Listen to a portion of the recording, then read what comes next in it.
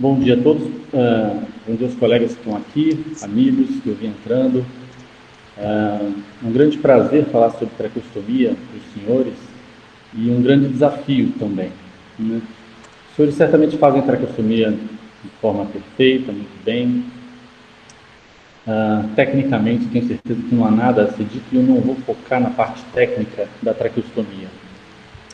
A ideia é mostrar o que é de novo um cuidado com o paciente com traqueostomia e como que a gente pode melhorar a vida do paciente com traqueostomia. Boa parte do que eu vou mostrar não é publicado em revistas de cirurgia torácica, mas sim de outras especialidades, otorrino, principalmente otorrino pediátricos, às vezes cirurgião de cabeça e pescoço. Bom, a traqueostomia é um procedimento muito antigo, né? Tem relatos de que seja conhecido desde 3.500 anos de Cristo. Existe essa ilustração que pode ser uma traqueostomia, mas pode ser também uma tentativa de homicídio, né? A gente não sabe exatamente, mas dizem que foi a primeira traqueostomia realizada na humanidade. Então, vamos acreditar. E estima-se, né, nos dados americanos, que se realizem de 80 a 100 mil casos de traqueostomia por ano nos Estados Unidos. No Reino Unido, essa média acaba se mantendo com 15 a 20 mil casos por ano. No Brasil, a gente não tem certeza dos dados exatos, e eu até vou citar o porquê disso mais à frente. Mas no complexo HC, a gente estima que a gente faça aproximadamente 1.500 traqueostomias por ano. E, parafraseando o Dr. Paulo Cardoso, que sempre fala isso, traqueostomia é um procedimento pequeno, mas com complicações muito graves. Na realidade, assim, tecnicamente, não tem grandes problemas da traqueostomia, todos os senhores sabem. Uma incisão cervical, que a gente preconiza que seja feita também uma incisão vertical na traqueia, sem ressecção de anéis. Então, que basicamente faz uma incisão, disseca a gordura cervical, os planos, faz uma incisão para colocar uma cânula de traqueostomia na traqueia. A rigor é um procedimento realmente muito simples. E a cânula de traqueostomia também é um dispositivo extremamente simples, né? É um dispositivo oco, com um balonete que é conectado a uma linha e um insuflador, um balão piloto, né, para insuflar esse balonete. E ele pode ter alguns dispositivos ou não, como uma cânula interna, pode ter alguns acessórios como válvula de fala, etc. Mas, no geral, é um dispositivo muito simples também e por isso que funciona. Então, pode ser feito por via aberta, como eu mostrei, pode ser feito por via percutânea. Hoje os trabalhos mostram que é indiferente a traqueostomia aberta da traqueostomia percutânea, não existe grande diferença entre os dois. O ideal é que a cânula fique bem locada na traqueia, centrada, etc. Porém, existem problemas, né? Devido muitas vezes a uma posição inadequada da cânula, uma escolha às vezes inadequada da cânula, o paciente que tem um pescoço maior, um pescoço menor, podem haver problemas. Por exemplo, erosão da cânula para o tronco braquicefálico, pelo balonete, pela própria cânula. A cânula pode ficar mal posicionada, então está fazendo uma erosão da parede posterior da traqueia, uma erosão da parede anterior da traqueia, com um risco de fístula arterial também. Aqui nesse caso, por exemplo, um risco de rotura da parede posterior da traqueia, com comunicação para o esôfago e fístula traqueosofágica. Então, apesar de ser simples, existe uma série de fatores que influenciam, como a anatomia do paciente, a curvatura da cânula, o tamanho da cânula. Então a gente já começa a ver que, apesar de simples, existem algumas peculiaridades que a gente precisa entender. E o ideal é que fique como na figura A, mas com alguma frequência a gente vê cânulas mal posicionadas, né? Essa cânula está, provavelmente o paciente está ventilando mal, porque a cânula está muito anteriorizada, e essa outra cânula aqui muito lateralizada. O que tem acontecido com os pacientes em ventilação mecânica? Por que a gente tem tanto paciente hoje chegando com traqueostomia? Isso é um retrato dos bancos de dados americanos de 1993 até 2012. Então a gente pode observar que vem acontecendo um crescimento lento, porém gradual, dos pacientes sendo submetidos à ventilação mecânica durante essas 2 décadas. Isso tanto em pacientes cirúrgicos como em pacientes não cirúrgicos. Nos pacientes não cirúrgicos tem uma relativa estabilidade, houve um certo aumento nos pacientes cirúrgicos sendo submetidos à ventilação mecânica, mas depois uma certa estabilidade também. E esses pacientes que são submetidos à ventilação mecânica e traqueostomia, muitas vezes, ainda, apesar de toda a literatura que a gente tem, ainda são submetidos à traqueostomia depois de 14 dias. A gente sabe dos consensos, de uma experiência adquirida, que o ideal é que se faça a traqueostomia, ideal até os 14 dias, mas de preferência entre 7 e 10 dias. Mas a gente observa que nas últimas 2 décadas de estudo, ainda um quarto dos pacientes ainda é submetido à traqueostomia com mais de 14 dias. Né? Isso tanto na população não cirúrgica quanto cirúrgica, em torno de 30%, e acaba ficando ali em 24% dos casos. E a gente sabe que isso pode levar a complicações laríngeas e traqueais. Então, quanto maior o tempo de intubação, maior a probabilidade do paciente ter uma complicação relacionada à intubação orotraqueal. O que acontece com esses pacientes? Essa tabela é muito interessante. Na década de 90, 40% deles acabavam indo a óbito. Hoje, a taxa de, antes em 2012, mas ainda é bastante parecida, a taxa está em torno de 10% a 14%, nesse estudo 14%. Né? E em 1993, essa sigla aqui é para um esquema tipo hospice ou home care. 40% deles somente ia para esse esquema de home care. Hoje, 70% vai para esse esquema de home care. Então, esses pacientes faleciam mais, hoje falecem menos, mas ainda estão indo para instituições de cuidado secundário com cânulas de traqueostomia. E isso se reflete na nossa prática diária. Ano passado a gente fez um volume para uma revista, a gente fez um editorial que acabou ficando bastante interessante sobre o custo e o peso das doenças traqueais no século XXI. Então a gente pode ver, a gente citou vários artigos nesse editorial, mas a estenose traqueal ela está relacionada a 28% das complicações pós-traqueostomia em visitas de serviços de emergência. E observem só, nesse outro estudo publicado em 2017, que a gente incluiu nesse editorial, eles avaliaram 100 pacientes com traqueostomia. Desses, 47% tiveram alguma complicação hospitalar. Então, paciente com traqueostomia, metade vai ter alguma complicação. 35% tem lesão com grau, o grau é classificado pela classificação de Flavian e Dido, em grau 2 ou maior, ou seja, ele precisou de alguma intervenção, nem que seja farmacológica. E 13% teve dano grau 3 ou mais.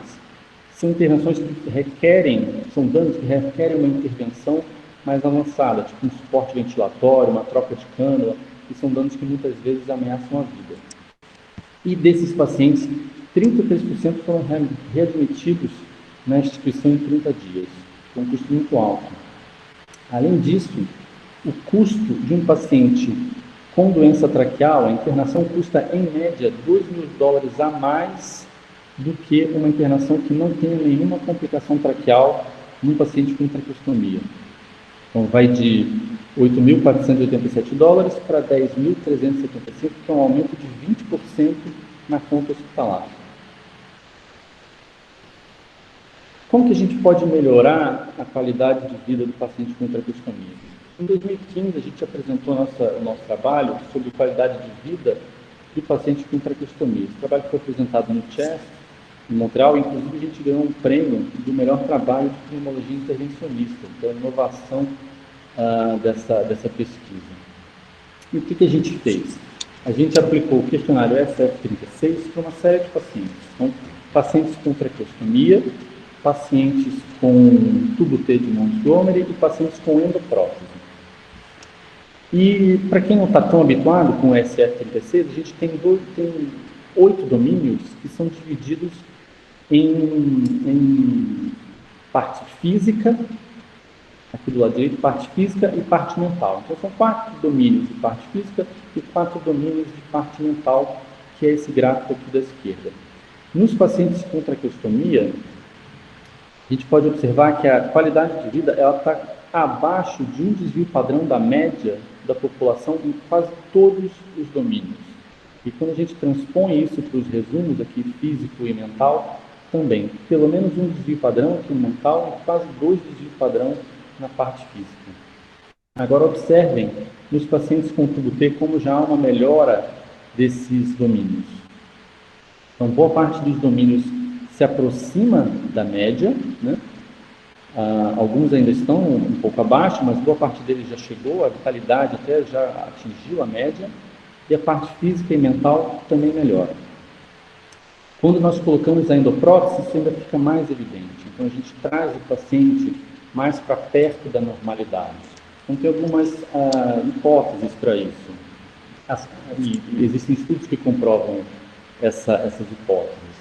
A questão de você não ter a cama de traqueostomia esteticamente no pescoço, ela traz um déficit mental, um déficit psicológico para o paciente. Então, você retirando isso, você traz o paciente mais para perto da normalidade. Além disso, o retorno à fonação é extremamente importante. Quando o paciente volta a falar, ele sente que ele foi readmitido na sociedade, ele consegue socializar.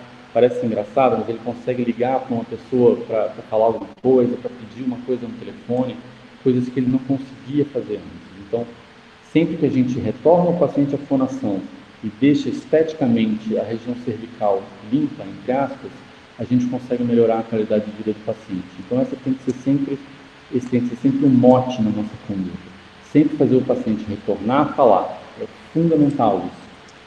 E o retorno à fala já foi comprovado em vários outros trabalhos. Isso é um trabalho italiano, pacientes que tinham traqueomalácia e traqueostomia e que foi colocado o tubo T. E a gente observa que depois da traqueostomia para o tubo T, há uma melhora impressionante nos quesitos de qualidade de vida. Então, o retorno à voz é sim fundamental. O tubo T é importante não só por restaurar o fluxo nasal de ar, mas restaura também a voz e melhora a qualidade de vida. São 3 quesitos extremamente importantes na colocação do tubo T.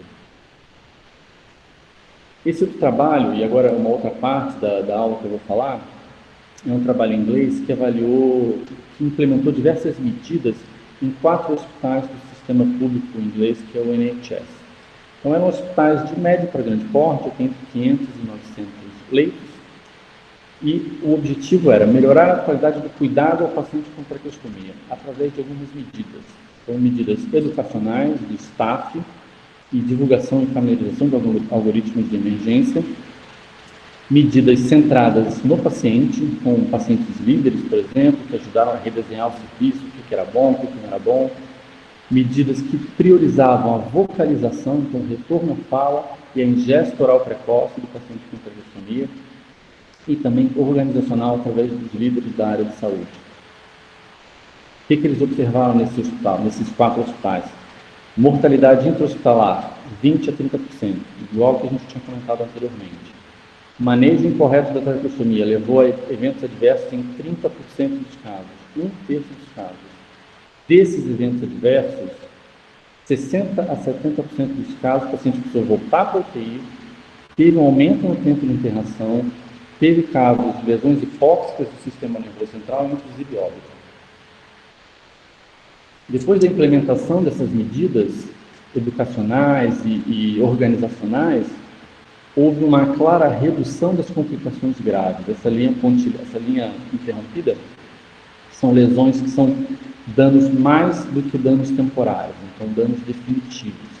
A gente observa que com o passar do tempo, claro que a gente não consegue zerar os eventos adversos, mas esses eventos adversos aqui mais de cima, por exemplo, que precisam de medidas para suporte de vida ou óbito, não ocorreram mais. Então, de 296 pacientes, 124 tiveram eventos adversos, então 30% dos casos. A gente conseguiu reduzir significativamente os acidentes graves, o tempo de internação em 6 dias e o tempo de UTI em um dia. Esse é outro trabalho muito semelhante, que também institucionalizou, também em algumas instituições britânicas, que focou basicamente na qualidade do atendimento e em planos de ação bem desenvolvidos. Então, também, como se fosse realmente um time de traqueostomia, em que todo mundo está envolvido, mas você sabe exatamente a função de cada um, com metas muito bem definidas. E o que a gente definiu aqui? Esse estudo é um estudo pequeno, mas ele é interessante. Você vê que, assim, apesar de não ter significância estatística, os números são pequenos, 50 casos para cada lado, eles conseguiram aumentar a taxa de decanulação em um ano de 63% para 76%, então aumentou bastante. O tempo de decanulação passou de 18 dias para 13 dias. O tempo de colocação da traqueostomia até a alta hospitalar de 35 dias para 26 dias. Então, isso é muito interessante, porque quando você planeja a traqueostomia, conversa com o paciente, explica para a família, e já tem todo um sistema fora do hospital, um sistema de hospice, de home care, você já consegue fazer essa transição de forma mais programada e consegue que o paciente vá mais rápido para casa. Ele não precisa ficar esperando a câmara de traqueostomia, não precisa ficar esperando o oxigênio domiciliar, você já consegue fazer essa programação. Então, tudo isso foi planejado. Também teve uma redução importante do tempo da admissão hospitalar até a alta hospitalar. E, mais importante, eles conseguiram reduzir as complicações relacionadas à traqueostomia de 21,1% a 7,6%, uma redução extremamente importante. Isso também existe evidência na faixa pediátrica e neonata. Esse é um estudo de Harvard que também implementou medidas educacionais, medidas organizacionais, e a gente observa uma redução muito importante da estadia do paciente no hospital, das complicações relacionadas à traqueostomia pediátrica. A gente sabe que a traqueostomia pediátrica complica muito mais do que a traqueostomia no adulto, e também uma redução importante em custos. Então, uma vez que a gente consegue organizar um sistema para que o paciente seja visto como um todo, a gente reduz complicação, reduz tempo de internação e reduz custo. Bom, como que nós estamos hoje no HC, no Hospital das Clínicas? A gente tem muitos desafios. Classicamente, várias equipes sempre fizeram traqueostomia no hospital, e isso é uma coisa que já está estabelecida. Então, a cirurgia geral sempre fez, a otorrino sempre fez, cabeça e pescoço, e nós da cirurgia torácica. Algumas equipes fazem traqueostomia aberta, outras fazem traqueostomia percutânea. Uns usam broncoscopia para traqueostomia percutânea, outros utilizam ultrassom. Então, a gente tentou não entrar muito nesse mérito, porque não teria muito sentido isso. Além disso, a gente precisa de cânulas adequadas para os pacientes, mas que sejam sustentáveis financeiramente. Não adianta a gente ter uma cânula de última geração que a gente não vai conseguir comprar para todos os pacientes. Então, esse também é um desafio para nós. Cuidado de UTI também ainda é uma situação complexa. Todos os senhores lembram, mas o Hospital das Clínicas tem muitas UTIs, tem chefias diferentes. O fato é que a gente não tem alertas específicos de eventos adversos para a traqueostomia. A gente precisaria criar em todas as UTIs alertas de eventos adversos. A gente não tem como dizer hoje quantas e quais são as complicações relacionadas à traqueostomia. Eventualmente a gente é chamado para lidar com algumas complicações, a gente pode anotar, mas as complicações menores a gente não fica sabendo, a gente só fica sabendo quando é algo muito grave. A gente não tem metas hoje de decanulação, em nenhuma UTI que a gente acompanha. Quem dá a conduta muitas vezes é o intensivista, a fono e o médico assistente que está tratando. Então, a gente precisaria fazer o trabalho aos poucos, ir em cada UTI e instalando essas metas. Isso não vai ser fácil. E a gente também não tem um protocolo de decanulação da instituição. Então, a gente sabe que a fono tem um protocolo dela, às vezes alguma outra equipe também tem um protocolo, mas a gente precisaria ter um protocolo mais bem definido das UTIs do complexo. Bom, o que nós fizemos até agora? Em 2018, a gente já conversava anteriormente, mas a gente realmente decidiu implantar um ambulatório de traqueostomia. Então, qual que é a ideia? Seria um ambulatório de pesquisa e ensino, para fazer pesquisa e ensino em pacientes com traqueostomia, e ensino multidisciplinar, todas as especialidades, enfermagem, fisioterapia, fono. A gente conseguiu incluir todas essas especialidades hoje no ambulatório de traqueostomia, A fono está junto com a gente no ambulatório, a fisio não está lá no loco, mas isso já está bem acertado, a gente consegue encaminhar de forma fácil para a fisioterapia, e a parte de enfermagem também. Então, a ideia é que a gente tenha um cuidado bom ao paciente, que a gente possa dar um cuidado, pelo menos, de alto padrão para o paciente. Uma coisa que foi ponto decisivo, nós não vamos usar no nosso ambulatório cânulas de traqueostomia metálica. Isso foi ponto passivo entre todos, na nossa visão, está proscrito. A gente não vai usar esse tipo de cânula mais. A gente sabe que tem problemas, o material é de má qualidade e hoje a gente tem opções acessíveis e com um preço bastante razoável. Outra coisa que a gente fez, né, padronizar as cânulas de traqueostomia de PVC e silicone na instituição, e eu vou mostrar como que a gente fez isso. Bom, obviamente a gente teve muitos problemas, né? Quando a gente foi na diretoria executiva e a gente disse que a gente queria criar um ambulatório de traqueostomia, bom, uma das respostas foi, mas não tem nenhum problema com traqueostomia. Inclusive, o número de traqueostomias da instituição vem diminuindo ano a ano. A gente falou, não, isso não é verdade. Mas o fato é que quando a gente foi ver, o que tem acontecido? Boa parte das traqueostomias é feita de forma percutânea na UTI.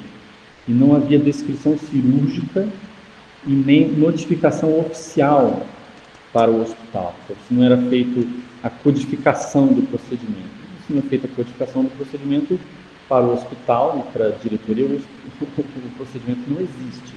Temos uma subnotificação muito grande dos procedimentos, ou seja, o hospital não estava recebendo nada pelos procedimentos, né? Não sabia que existia esse problema, e além de tudo existe uma questão ético-legal, porque com frequência a gente não conseguia descobrir quem fez o procedimento, quando foi feito, de que forma foi feito. Então também não tem nem como você fazer uma responsabilização de um eventual evento adverso. Segundo problema que eu havia citado, as cânulas de PVC e de silicone não eram padronizadas. Então, toda compra que era feita fora do orçamento do Hospital das Clínicas. Com frequência se faziam compra de cânulas especiais, acima de R$1.000, sem nenhum critério objetivo. O médico pedia, aquilo era comprado, mas não necessariamente era a melhor cânula para aquele paciente naquele momento. Isso gera custos. O que nós precisamos fazer? Foi a orientação da diretoria executiva para que isso pudesse ser implementado no orçamento. Nós fizemos descritivos para cada tipo de cânula, para cada momento do paciente. Então, cânulas hospitalares, ou seja, cânulas de um paciente que está na UTI, que está em ventilação mecânica. Nós fizemos um descritivo. Cânulas com balonete, isso é um descritivo muito mais extenso, obviamente aqui está muito reduzido, mas são cânulas com balonete, sem cânula interna e sem nenhum tipo de acessório. Então não tem válvula de fala, não tem nada. É uma cânula simples. Cânula de transição, ou seja, o paciente ele não está mais em ventilação mecânica, mas ainda precisa de muita aspiração, ainda aspira, tem aspiração de secreção, etc. Então, uma cânula com balonete, mas agora com cânula interna, que pode conter alguns acessórios, válvula de fala, etc., para ele proceder com o treinamento de fala e de ingesta oral. E a cânula de uso domiciliar, que é uma cânula sem balonete, com cânula interna e que pode ou não conter acessórios, como válvula de fala, tampa para oclusão, etc. Lembrando, todas as cânulas são de PVC ou silicone. E nós fizemos descritivos para todas essas cânulas, todos os números. Então, são descritivos genéricos, não tem nada para favorecer a empresa A, a empresa B e a empresa C. Então, qual que é o processo? Fizemos descritivos de compra, isso é padronizado na instituição, então é possível agora comprar essas cânulas via pregão, para que isso possa ser implementado de forma sustentável no orçamento do Hospital das Clínicas. E é importante ressaltar que hoje a gente consegue cânulas de traqueostomia com um preço muito acessível, de qualidade boa, e um preço bastante comparável com o que era da cânula metálica. Então, realmente não tem mais justificativa hoje para a gente utilizar a cânula metálica na instituição. Durante a pandemia, nós fomos ainda mais testados, né? O número de traqueostomias, solicitação de traqueostomias aumentou muito, então nós criamos boa parte do mérito era do Dr. Alessandro Mariani, que esteve à frente disso. Nós conseguimos juntar as equipes cirúrgicas, cirurgia geral, otorrino, cabeça pescoço, cirurgia torácica. Fizemos um grupo de traqueostomia, que era uma coisa que a gente já queria fazer há muito tempo. Deu trabalho, precisa juntar todo mundo. Padronizamos as técnicas que são feitas, então, basicamente aquelas técnicas que eu havia citado anteriormente, mas isso já foi um avanço muito grande. Produzimos os procedimentos operacionais em traqueostomias, solicitando material que a gente precisa das câmeras, como o Dr. Edivaldo sempre fala, se isso não for feito, não vai ter o dinheiro para fazer a câmera, para fazer a traqueostomia e não vai ter o material. Então, é um processo lento, não é um processo árduo, mas a gente precisa fazer. Se a gente não fizer a parte burocrática, não tem material e não tem dinheiro. Uma outra coisa que foi muito interessante foi o ambulatório de traqueia telemedicina. Durante a pandemia, uma boa parte do tempo a gente não conseguiu atender os pacientes. A gente começou a atender os pacientes por telemedicina. O senhor se lembra que com frequência a gente tem pacientes que vêm de outros estados, Roraima, Amazonas, de muito longe. A gente consegue atender esses pacientes hoje. A gente teve uma diminuição importante das consultas presenciais. Nosso ambulatório agora não acaba mais de noite, ele acaba 4h30, 5 horas da tarde, ou mais tardar. E a gente diminuiu custos também.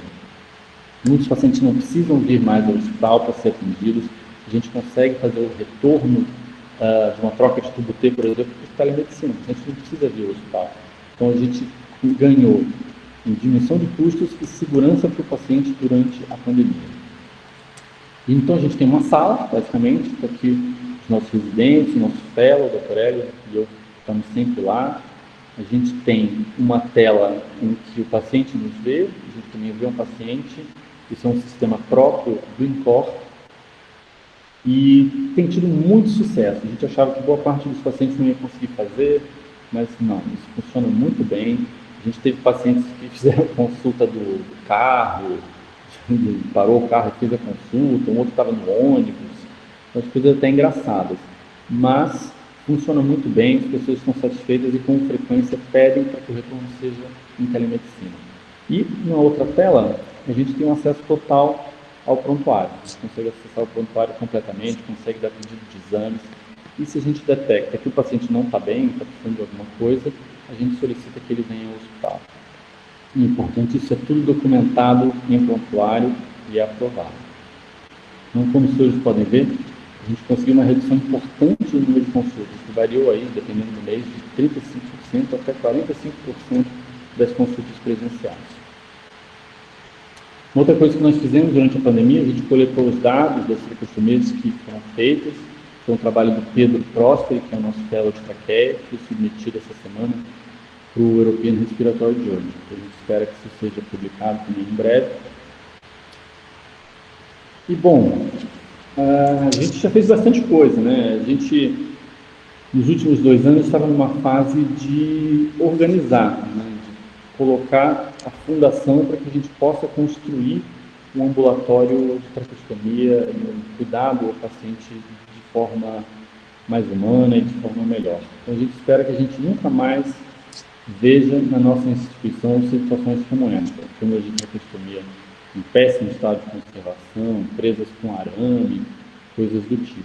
Hoje a gente tem câmeras de boa qualidade disponíveis no nosso ambulatório o tempo todo. Por quê?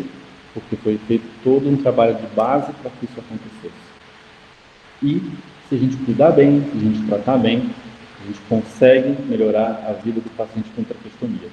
Pode ser que a gente não consiga a decanulação, que é sempre nosso objetivo.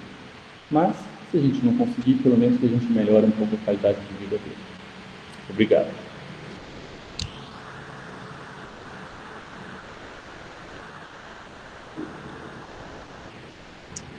E eu vou passar a palavra já vou abrir a palavra, mas eu queria fazer só alguns comentários rápidos.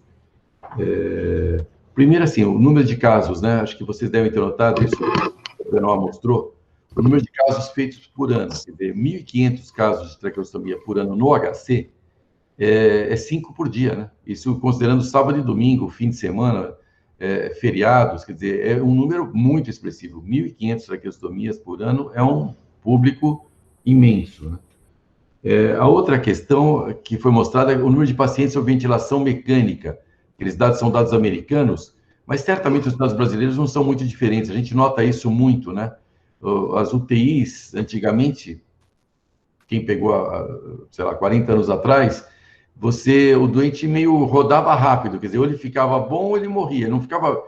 Não era muito comum o doente que ficava muito tempo em UTI, né? Até pelo suporte em si, quer dizer, se o doente precisasse de um grande suporte, ele habitualmente falecia depois de poucos dias. E hoje isso não é mais verdadeiro. Tem pacientes que, para o bem e para o mal, tem pacientes que ficam meses em UTI, né? Então, com todo o suporte de ventilação mecânica, diálise e assim por diante. Isso, obviamente, tem implicações na traqueostomia e nas complicações também do manejo desses pacientes. A outra situação é a questão da mortalidade dos pacientes. Eu não sei se os nossos dados são exatamente iguais a esses. Acho que isso é uma coisa que vale a pena, inclusive, levantar. Não sei se nós temos esses dados a nível nacional, com certeza não, mas a nível, pelo menos, do serviço, de ver qual é a mortalidade. Porque aqueles dados americanos mostram que a mortalidade foi decrescendo dos pacientes com traqueostomia e, portanto, tem um público cada vez maior de pacientes que foram submetidos à traqueostomia e estão vivos, né? Então, com os eventuais problemas acarretados pelo procedimento e pelo pós-procedimento. Um outro dado interessante que eu quero frisar, eu já tinha comentado en passant, é a questão do ambulatório. Acho que o ambulatório, que nada nasce pronto, né? Eu já falei isso para vocês algumas vezes. Não tem nada que nasce prontinho, né? Às vezes a gente entra num lugar e fala, puxa, que bonito que é. Parece que já nasceu assim. Na verdade, alguém fez isso, né? Então, o serviço é assim, a disciplina é assim e o ambulatório é assim. Então, o ambulatório de traqueostomia ele é um ambulatório recente, portanto, ele paga o preço de ser um desbravador, vamos assim dizer, né? E aquilo que o Benoit comentou, quer dizer, no primeiro momento, a gente conversou com a diretora clínica, com a Elisa Bonfá, ela se surpreendeu, ela falou, mas por que precisa de um ambulatório de traqueostomia? Mas por quê? Da onde veio essa demanda? Tem tanto tempo traqueostomia, nunca teve ambulatório? E aí nós fomos conversando e fomos vendo, e tinha potenciais rejeições de outras áreas, de outras disciplinas, que eventualmente pudessem também se considerar donas do procedimento. Então, acho que essa composição, esse acerto com a diretoria clínica, esse acerto com as outras disciplinas, esse acerto com as outras, com a otorrino, com a fono, com a enfermagem, assim por diante, acho que foi um acerto que foi bem traçado de início, mas muito bem implementado do ponto de vista político, do ponto de vista de relacionamento, pelo grupo, né? Pelo Hélio, pelo Paulo Cardoso e pelo Benoit. Então, queria agradecer aos três essa dedicação e esse trabalho de implementação, né? Acho que se eu tive um mérito, foi o mérito de comprar a ideia, de ver isso, de comprar a ideia e de vender essa ideia a nível de esferas superiores, para que isso fosse viável do ponto de vista econômico e político, mas certamente a implementação de dia a dia se deve muito aos três que eu acabei de citar, e agradeço a eles e parabenizo pelo trabalho. E acho que basicamente isso que eu queria falar, a palavra está aberta, nós temos mais 10 minutos. Peço para que, se alguém se manifestar objetivamente, por favor. Eu queria aproveitar, então, Paulo, já dar a pontapé inicial, eu queria cumprimentar o Benoit. Esse é um esforço conjunto, né? Você é parte integrante disso, o professor Paulo é parte integrante, porque ele nos ajudou muito para se montar isso tudo, porque é um quebra-cabeça complicado. E eu queria só focar no paper nesse que foi submetido hoje. Hoje, eu estou falando hoje porque o nosso fellow Pedro está me ouvindo e sabe que era esse o nosso deadline. E ele é um marco que mostra exatamente um retrato do quão problemático é a questão da traqueostomia num momento como esse de pandemia, onde a traqueostomia é uma forma de aumentar a vacância de leitos de UTIs, etc. Então, a gente não vai dar um spoiler ainda para isso, porque está indo para a apreciação do jornal que nós submetemos, mas para começar, quer dizer, a mortalidade, para vocês terem uma ideia, pasme, é 60%, é altíssima a mortalidade desses pacientes com Covid e tal. Então, nós temos um retrato realmente fiel dessa coisa. E a última coisa que eu acho que seria importante é lembrar sempre a questão da indicação, né? Nós temos aí uma plateia recorde, Paulo, está quase 50% mais do que o normal, que é em torno de 30, nós chegamos a 47, 48 pessoas assistindo. Então, esse é um tema muito importante, né? Eu lembro que há uns 2 anos, 3 anos atrás, eu convidei o Benoit para fazer um vídeo curto no portal do Encore, sobre traqueostomia, deu 15 mil visualizações no primeiro mês, e eles me ligaram, disseram, o que vocês fizeram e tal. Eu falei, não, porque isso é um tema muito importante para a população, você muda a vida da pessoa quando você põe uma traqueostomia nela, e muda a vida de todo mundo que está em volta dela, né? Então, isso é muito importante, eu peço a todos que vejam isso com muito carinho, porque isso tem que ser feito de forma multidisciplinar, e não é difícil. E nós estamos aqui para ajudar quem quiser implementar esse tipo de iniciativa nos seus hospitais, nos seus lugares. Não precisa ser centro de referência, é muito fácil, mas exige organização. Parabéns ao Benoit, parabéns a todos aí do grupo. Eu só queria fazer uma pergunta bem recente, Benoit, bem objetiva. Existe alguma forma que vocês separam o paciente, que vocês indicam a telemedicina ou não? É só para orientar todos os colegas que estão nos ouvindo. Sim, Torribas, a gente faz, o Pedro, nosso fellow, tem ficado bastante à frente disso, mas a gente faz uma triagem. Então, a gente vê quem são os pacientes que estão marcados naquela semana ou nas próximas, e basicamente pacientes que estão mais estáveis. Então, o paciente que trocou o tubo T, que a gente sabe que foi tudo bem, normalmente a gente pedia para ele voltar em consulta em uma semana, 2 semanas. Então, a gente faz esse primeiro retorno por telemedicina, ele não precisa vir. Se ele está bem, vai fazendo por telemedicina.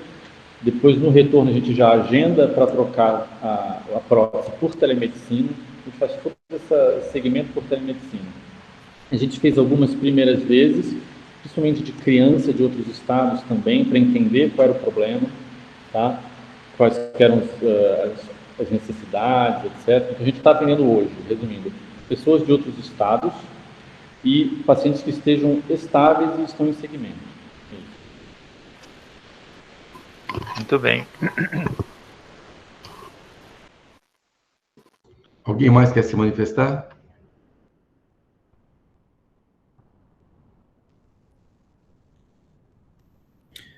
Se ninguém se manifesta já, eu queria só fazer um comentário rápido sobre o caso, né, Paulo, que eu acho que é importante a gente falar sobre o caso.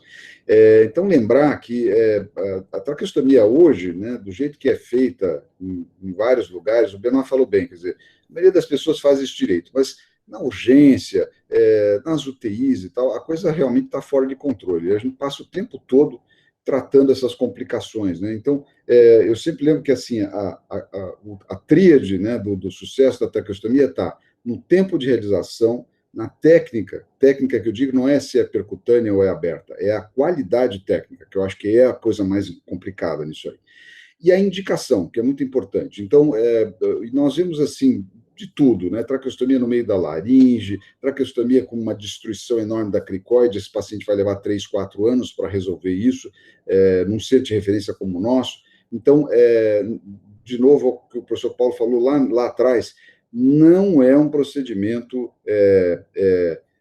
trivial, nem tampouco simples que qualquer um faz, né? Não é a festa do caqui, como eu digo. Tem que ser feito com muita responsabilidade, porque as complicações são difíceis de resolver. O nosso índice de complicação nesse grupo aí foi quase 30%, e a média, como o Benoit mostrou, chega a 40%. Né? Isso é muita coisa, né? Isso é muita coisa. E é difícil de resolver. E isso muda a vida dos pacientes e custa muito caro para o sistema. Então, eduquem as pessoas que vão fazer as traqueostomias. Nós todos militamos em terapia intensiva, que nossos pacientes frequentemente estão lá. Muito cuidado, conversem bem com as pessoas, orientem, né? E sejam modelos, né? O cirurgião torácico é o fiel da balança para a traqueostomia, é quem consegue fazer isso da maneira mais tecnicamente adequada, etc. Então, não minimizem isso, porque é muito importante. E um momento desse como pandemia, que nós temos agora, é um exemplo clássico. Explodiu isso no mundo inteiro. Se vocês abrirem traqueostomia Covid-19, vai chover paper para vocês lerem essa semana toda. Por quê? Porque as pessoas estão exasperadas mesmo em cima desse grande problema. Então, eu acho que esse exemplo do paciente que foi mostrado é um exemplo bem típico do que acontece depois, né, o day after, né, o que a gente tem que fazer. Então, acho que é importante nós termos isso em mente sempre. Queria fazer um último comentário também. A ideia da apresentação do caso, assim, não é um caso complexo, obviamente, mas era mostrar exatamente isso, assim, um procedimento que inicialmente tinha problemas técnicos, né, a gente corrigiu e ainda vai precisar fazer provavelmente uma futura correção. Quer dizer, um paciente que tem 3 procedimentos, 3 internações, um custo alto para o sistema, né? E isso multiplicado por milhões. Então, é difícil até quantificar quanto que isso daria. E isso até é uma questão, por exemplo, na Covid, que a gente vê as pessoas falarem da mortalidade, mas ninguém fala da morbidade, né? A gente está com uma legião de pacientes no ambulatório que estão saindo com sequelas muito graves. E isso não está sendo contabilizado, né? Então, a gente ainda vai ter muito trabalho pela frente. Deixa eu só fazer um comentário com relação a isso. Eu acho que o Benoit mostrou muito bem tudo que nós estamos fazendo hoje. E isso tudo, lógico, já foi falado, foi graças a todos, e em especial ao professor Paulo Pego, que nos ajudou a implementar essa ideia, implantar essa ideia. Isso já está, assim, dentro de uma organização bastante sólida, firme. E agora, o que nós estamos fazendo? Os próximos passos é a questão acho que o Bernard já colocou bem, a padronização das câmaras de traqueostomia, né? A gente conseguiu juntar o grupo que faz traqueostomia na maior parte do complexo, eles estão interessados, estão junto com a gente, cada um manteve a sua individualidade, não foi uma coisa assim imposta de cima para baixo, a gente conseguiu um grupo bastante coeso, tanto do ponto de vista de cobertura da escala, como a questão técnica, um prefere fazer de um jeito, outro prefere, mas o que a gente combinou é que cada um faz do jeito que sabe fazer melhor. E o próximo passo que a gente está tentando dar agora, junto com a questão administrativa e o almoxarifado, é a questão da padronização. O Benoit passou muito rápido ali, mas a ideia é que existam cânulas de traqueostomia que sejam ideais para aquele momento que o paciente se encontra. Acho que o Benoit colocou bem a questão de uma cânula do primeiro tipo, que é o hospitalar, que é um tipo bem simples, principalmente para os pacientes graves em UTI, ventilação mecânica, que necessariamente precisa de uma cânula um balonete, né, para uma ventilação mecânica. O segundo tipo é uma fase de transição entre a UTI, enfermaria e a alta hospitalar, que precisa de uma série de dispositivos e entre eles a cânula interna para poder começar a recuperação já neste momento e fazer a programação da decanulação, embora isso não seja o objetivo primordial, né, porque alguns acham que para poder o doente ir embora precisa tirar a cânula. Não necessariamente, e é por isso que a gente criou o ambulatório de traqueostomia, que é o terceiro tipo de cânula, que é uma cânula bem mais simples, sem balonete, com cânula interna, e que se presta a isso, para aqueles pacientes que demoram mais tempo para recuperação. E isso está acontecendo no COVID. Os pacientes estão demorando muito mais para se recuperar. Por quê? Tem uma série de outras comorbidades que mantêm a necessidade da manutenção da traqueostomia. É isso. Pessoal, nós estamos bem no horário. Queria agradecer a participação de todos, acho que a reunião foi ótima. Convidar a todos, nós teremos reuniões mensais, como já comentei. A próxima reunião é dia 3 de março, que é a primeira quarta-feira de março. Então, convido a todos para participar dessa próxima reunião e das outras próximas, de todas as outras que nós fazemos uma vez por mês. Acho que foi bem interessante, deu um overview sobre esse assunto para todos, atualizou ao próprio grupo e principalmente a quem já foi ligado e não está hoje no nosso dia a dia, de como as coisas estão andando. Muito obrigado a todos e parabéns aos apresentadores. Obrigado.